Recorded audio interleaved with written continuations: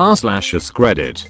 Teachers of Reddit, what is the smartest / most creative way of cheating that you've seen?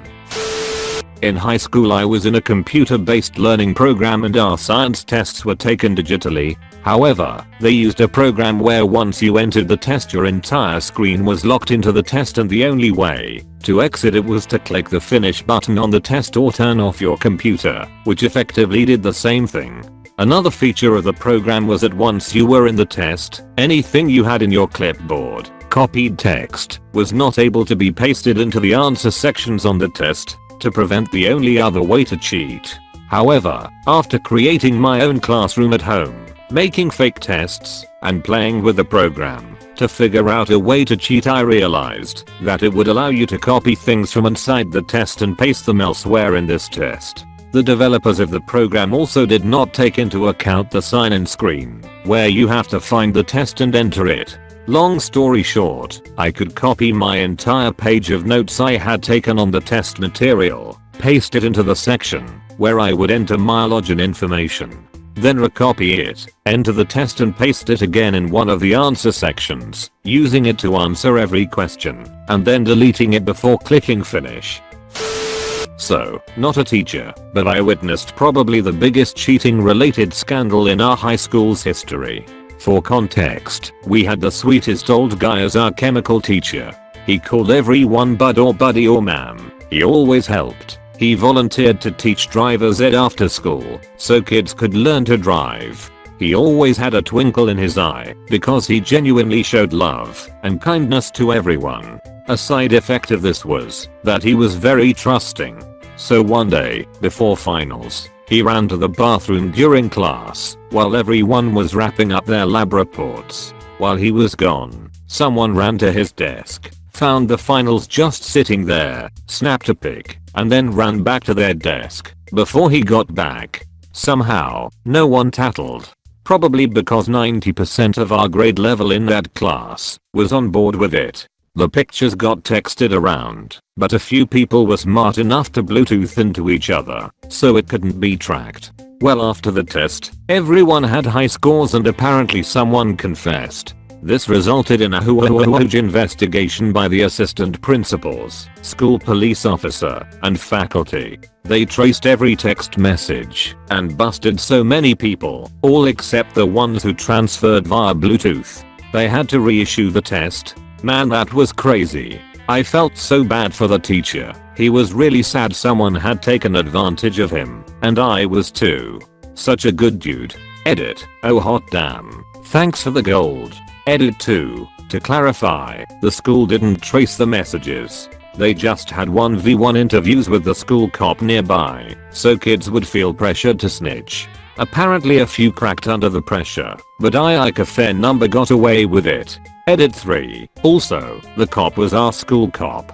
Real badge, gun, car. He was just there to protect us against school shooters, bombers. He patrolled for loiterers, ran drug searches, ran security for after school events, and pep rallies, etc. So, no actual police force was present, just this guy. I did this once in a college class. Sort of. The class was real analysis and there was one problem that was absolutely going to be #1 on the final exam. It had been #1 for every final exam this professor had ever written, of which he gave us copies to study from, and it was #1 on the study guide for our final. I couldn't do it. I tried and studied and got help, and whatever I did I could not figure out the finer point of this specific type of proof given in this specific context. So I resorted to memorizing the steps and getting it down to a sequence of blanks I could fill in. Exam day comes. I buy 2 blue books that morning, test booklets with lined paper inside. In one of them, I very faintly write the answer to #1, complete with space to fill in the aforementioned blanks. On the front I fill in my name, to differentiate it from the other booklet. When the professor tells us to take out our blue books and trade with the person next to us, I trade my blank blue book. I take the one I'm given and slip it into my backpack. At the same time I slide out my blue book with my calculator and pencil, so it all looked legit. I get my test. #1 doesn't fail. It is exactly as expected.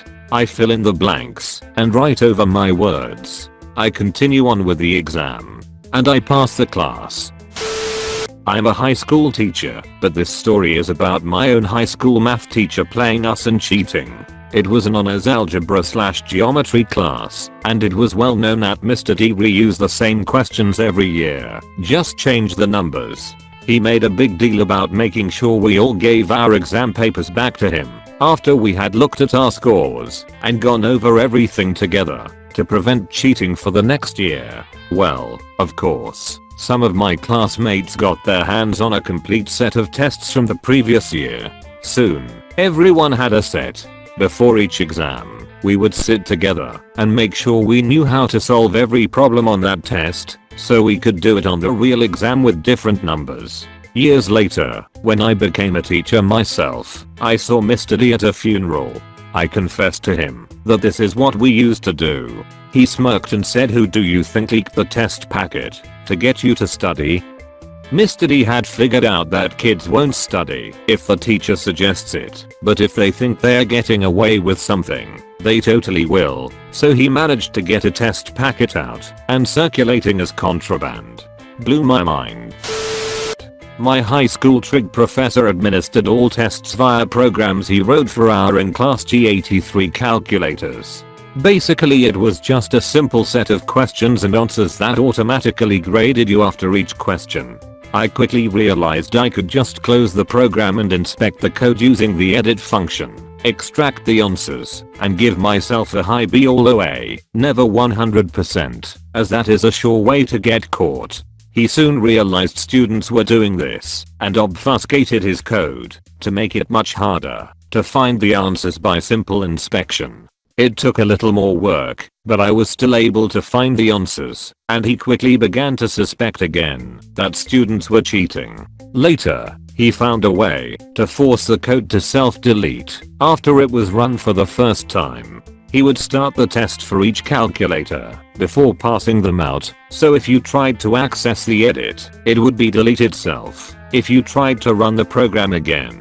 I ended up bringing a set of dead batteries of the same brand that he used, accessing the edit, and replacing the batteries with the dead ones, and telling him the calculator died halfway through my test. I think I learned more about software testing than trig that year. Not a teacher, but definitely accused by one of cheating, though I wasn't. I think it's clever, but mods, remove this if necessary. High school, English class. We were reading 4 books in this 2-month period, and then were to have a test on all 4.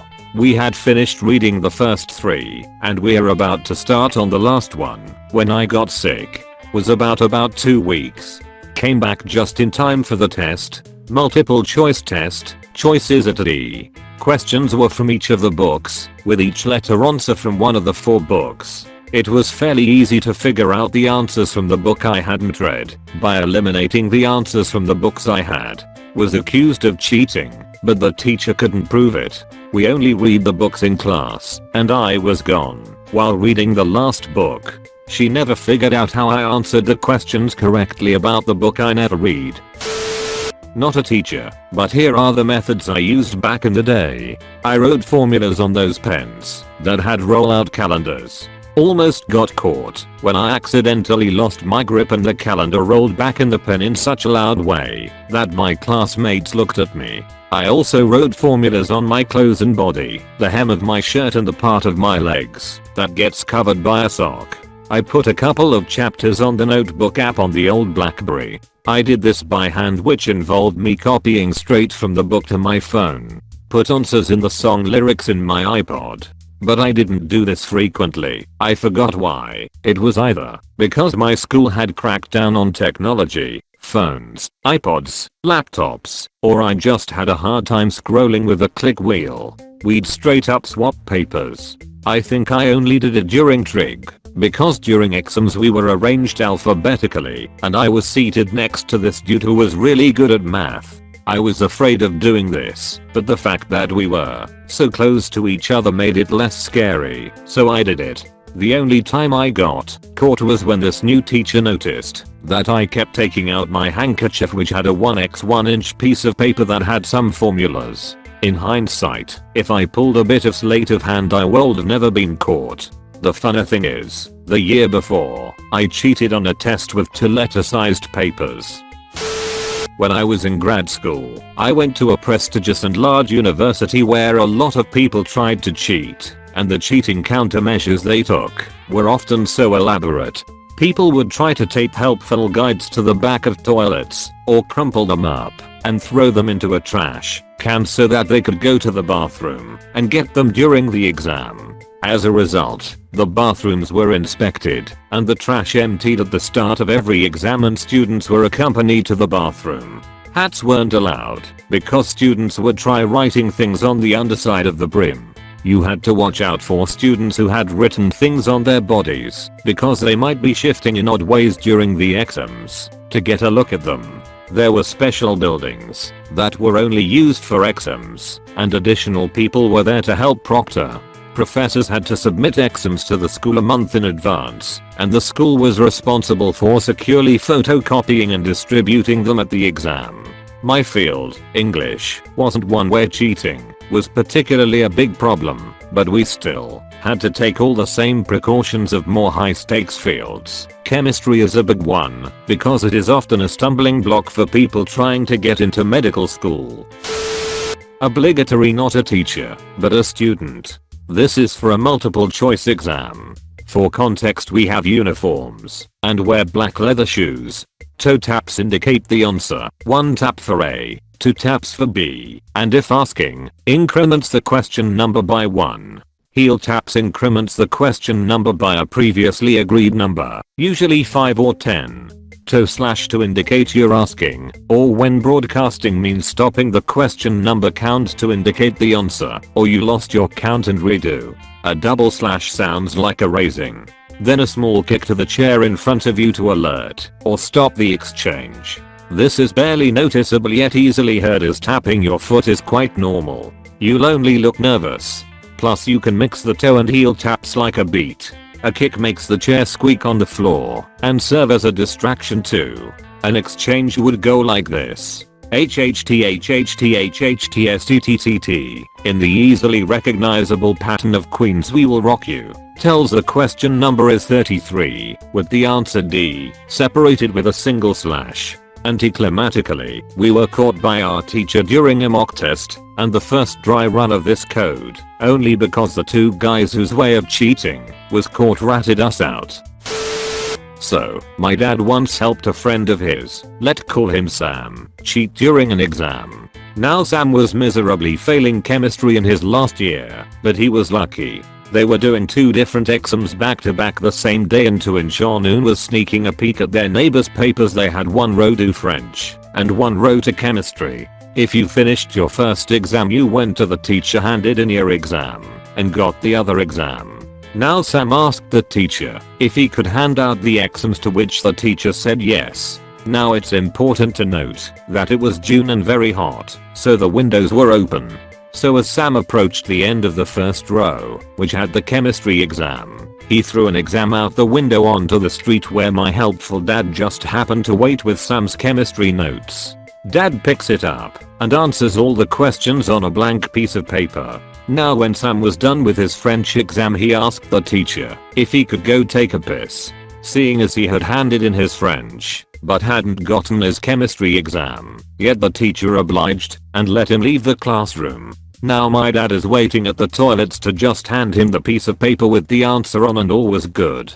He just wrote the answers on his cheat paper on his actual exam papers and handed it in. Never got caught. Also, my dad was kinda the Sam's guardian, and it still amazes me that my dad told me this story. I taught kindergarten. I teach another grade now, and between 5 to 6 is a really interesting age. There's a cognitive development that occurs between 5 to 7 where children become much more aware of the perspective of others and therefore learn how to deceive their peers. I could always tell when a student was a little ahead of the curve when they would cheat during games or activities. I caught one student during a math game deal out all of the low number cards to his peer while he kept all of the high number cards. He kept winning every single round. I walked around the classroom and stopped to watch these 2 students. The student who was dealt the low cards had no awareness that he had been dealt a shitty hand and was happily playing, while the other student won every round and was cheering. I had to stop the game to scold the student who was cheating, but in the back of my head I was just impressed that he was smart enough to cheat. I'm not a teacher, but I guess I'm semi-creative cheater. When it comes to classes I don't give a shit about. I'm on mobile, so sorry for formatting. I think my best cheat was back when I was an undergrad. I had to take history with the strictest grading professor I've ever had. Our final was an essay where we had to answer what was the underlying cause of the Civil War. The answer is slavery BTW. He gave us the question on the first day of class, so I had a lot of preparation. I spent a month writing the best essay that I could on my computer. The week before I dumbed it down a bit, considering the essay was no notes, all memory. If I had left it the way it was, I'm sure he would have known something was up, because this essay was perfect. The night before I spent 6 hours imprinting my essay into the blue book. I did this by putting a piece of paper over the blue book page and writing as hard as I could, leaving only the indentation of the words. If you flipped through the book it looked blank, brand new. But if you looked at it from a certain angle you could read my whole essay word for word. Final exam day came and all I had to do was write over the imprinted words. It took up the whole 2 hours we had, and I ended up getting a 395 over 400 on it. This was something I did. I was in credit recovery for app physics because I failed, and it was all computer based, so we sat in a lab and just worked on questions through a program. The questions were insanely hard, and I was too lazy to learn it, so I devoted my first 3 weeks to figuring out how to cheat. Here's how I did it. When you got a question wrong, it would bring you to another page saying you got it wrong, and then would give you a new question. I noticed that on the wrong answer page, you could find the correct answer in the inspect element sidebar if you went digging, but you couldn't go back and try the same question. I would unplug the Ethernet cable to the PC, plug the wrong answer, and since it wasn't loading a new web page, only showing an extension of the original page, it would bring up the wrong answer page. Open inspect element, write down the correct answer, then click for the next question. It wouldn't load because it was a fresh web page, so then I'd plug the Ethernet back in and it would reload the original question. Rinse and repeat for 6 weeks. Edit, grammar. Someone at my college was taking a psychology exam and he convinced the professors to let him listen to music while taking it. It was the same music he had listened to while studying, and the psych material we were being tested on was partially about how sensory input, like music, can help you recall past experiences, like studying. Impressed with his practical application of the study material, the professors agreed.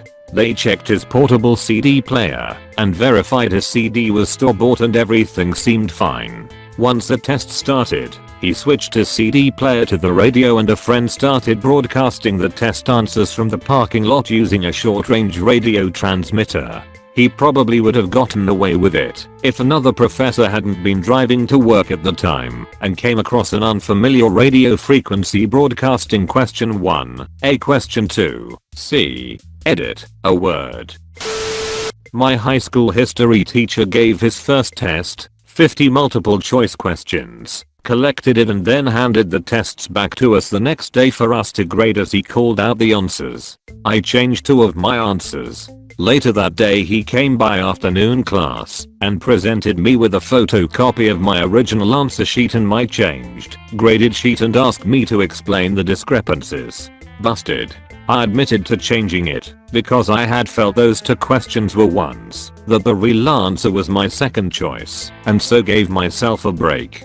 Luckily I hadn't tried to change all my answers to correct. Had a long talk about honesty and I got off with a warning and my actual grade. Never tried to cheat in his class again. In college Asian humanities, I was having a really impossible time remembering nation names / dynasties and their years. I had an exam I had to get an A on to pass the class. I had to take the exam in the testing center, cameras, and monitors at every desk to catch cheating, and I happened to get a copy of the exam from a friend that had completed it. Just memorizing wasn't working because it was a lot of Asian names and places that I just could not for the life of me remember. And even though it was multiple choice, it was a 50 question test. So, on the way to the test I had an idea. I stopped at Walmart and bought a box of little colored beads and a thing of string. I sat in the parking lot and made a cheating bracelet. A equals aqua, B equals blue, C equals copper, D equals dark purple, and put a clear decorative bead at the beginning/end to show where to start. It was actually a pretty bracelet. I finished it there in the parking lot in less than 3 minutes, put it in my wrist, and wore it in the test. Each side of my wrist showed about 1/3 of the answers, so I only had to move a little or pretend to fiddle with it once or twice over the hour to see the rest. It was amazing.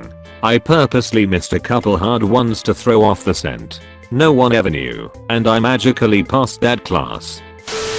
I'm not a teacher, however during my 8th grade year I had dated this guy whose mother taught in our 7th grade English department. We have an online school board with all our classes called Canvas. You can put assignments, messages, notes, tests, and pretty much anything else school related on there. Since there was a test function, most teachers use this, so they didn't have to print out a million copies and hand grade each and every one of them. My boyfriend's mom, I'll call her Ms. N, had a vocab quiz planned for her advanced placement students on Canvas. The advantage with Canvas is it doesn't put your computer on lock, so you can still look at other tabs and such. They did the test and scores came out unusually high. The downside to cheating with Canvas is you always got caught because teachers have the advantage of when grading them, they can see whether you left the tab, when you did, and how many times you did. In the end she ended up finding out that around 80% of her students had cheated on the test.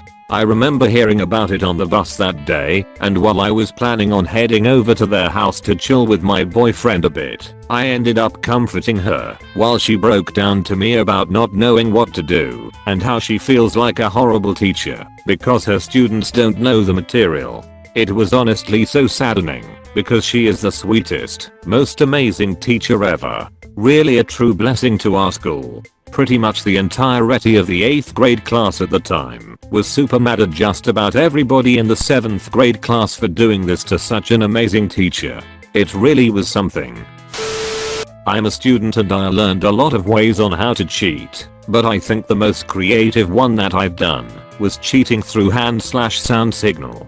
My ex and I used to study together for a particular subject. So what we did was we usually split the topics into two, one part for him and the latter is for me, because we had a professor who uses PowerPoint for the questions and usually has multiple choices. Then during the examination day, the strategy is I will do the hand signal and he will do the sound, so I always sit in front of him. Hand signals are A index finger, B middle finger, C ring finger, D pinky. So basically I would lift a finger equal to those letters just pretending to scratch my head/temple or touching my face. Sound signals are A1 sound, B2 sound, C3 sounds, D4 sounds. Example of it is ticking a pen twice means the answer is B. If he coughed thrice, answer is C. We came up to this because it was impossible to cheat on the subject because the professor was very strict and gives an automatic grade if he caught you cheating. And also we were desperate because the professor is known for failing half of its class. Until now I can still remember the adrenaline rush that I felt during those examination days. I felt like someone was twisting my gut because I was too nervous to get caught, but at the same time I was having fun. 10/10ths would recommend this strategy, haha. This is the exact opposite. I knew a guy in college that got the question/answers to a physics test somehow. Never would say, but I'm 99% sure he was fucking the grad assistant. He wasn't an idiot, but was psyched to have the test. Offered it to me and one other guy. I was doing fine in the class and understood the material, so I passed on the offer. Anyway, he got so worried about getting caught if he did too well and or the test being changed, he quite literally spent 1.5 weeks studying every day to not only memorize the questions and answers, but also learning the material. It was bizarre. The test was the same, but he purposely got a B to avoid it being obvious. He knew the stuff so well that had the test been totally different he would have easily achieved an A. He knew the material as well as I did, and I got in the mid-90s. The human mind is so damn bizarre. TLDR. Dude got test key, but purposefully sandbagged his grade to be worse than if he had just taken the exam without cheating. Rubber band man. In my high school Latin class, an oversized football player, aka man, seemed to always ace the vocabulary tests. He was not so good at conjugating or sentence structure, but had a fail-proof mental recall system, so we thought. In fact, every class we had together, I noticed his ability to answer AB type inquiries was nothing short of phenomenal. Even his mathematical formulas were always spot on. His actual calculations, not so much. Tutoring the man for a Latin final exam, he had no intentions or need on studying any of the vocabulary words, definitions, tenses, etc. He only had concern for descriptive, conjugative, structure and exploratory type test questions. I said to him, "I'm just wondering." Then asked, "How can you flawlessly recite and recall vocabulary and formulas on point like you do, but yet can't remember, for the life of you, how to put it all together?" He said to me, "Rubber band, man." I said, what? Then he proceeded to take the rubber band off his wrist. He stretched it out and placed it around a notebook long ways. As the rubber band stretched out, you can see all of the answers to each vocabulary word. It included gender variations, prefixes, suffixes, tenses, etc. Then when he took the rubber band off of the notebook and it retracted to its original size, all those answers began to disappear. I had no idea how much information a simple rubber band could actually hold. Not a teacher, but there was a good bit of cheating at my fancy college prep high school. Shit was hard. One class, me and a bunch of the football guys plus a couple of cool smart kids would literally pass around a notica during tests, and you'd fill in the answers you knew. Teacher was old and super oblivious, so he never caught on at all. Mostly though, me and the other girls would write answers/notes on our thighs before leaving for school. We wore dark tights, so you couldn't see the writing at all unless you pulled the fabric. Once had a teacher accidentally staple the answer key to the back of an exam. Halfway through, one kid told him, "I've never seen a whole class so pissed at one guy."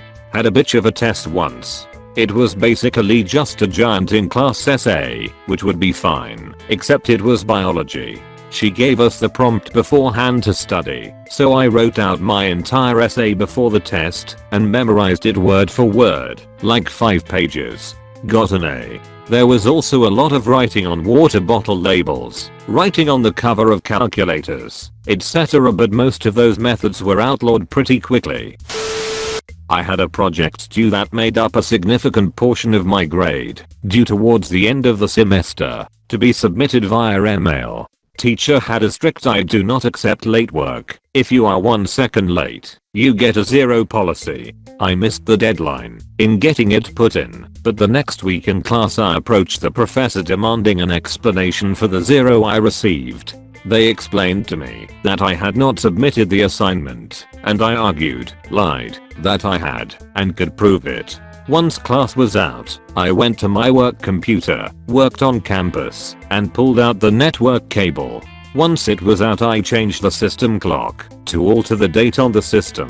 First I opened the project to make sure that the last time it was shown as being edited was a date before it was due. Then I opened up Outlook and composed the email to submit the project and hit send. It went to my outbox with the spoof date and time on it. Then I took screenshots, including the email.